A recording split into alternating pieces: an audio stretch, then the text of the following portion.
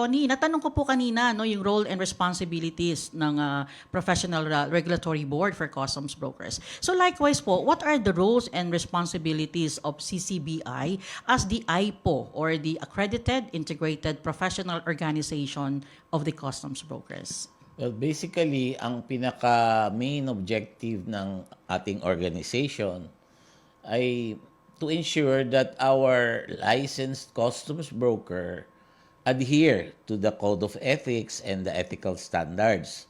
And then, alam niyo naman, ang hat ng isang customs broker carries three, no?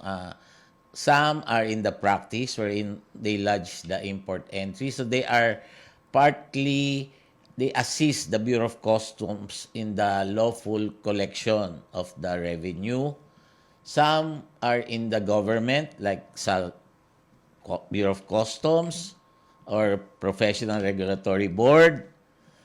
And some are entrepreneur, and yung iba man, alam ko, nag-aartista eh. Katulad niyo po ba yan? So, basically, ang pinaka-importante po sa ating organization is also to take care of the welfare of our members.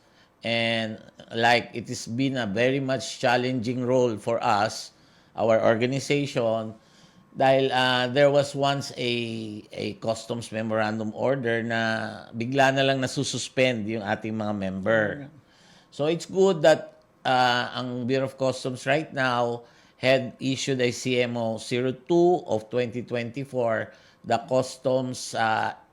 Customs Industry Consultative and Advisory Council, where CCBI belongs, and other 25, or I think more than 25 stakeholders, no, where we discuss how we can improve the revenue collection and the clearance of cargo.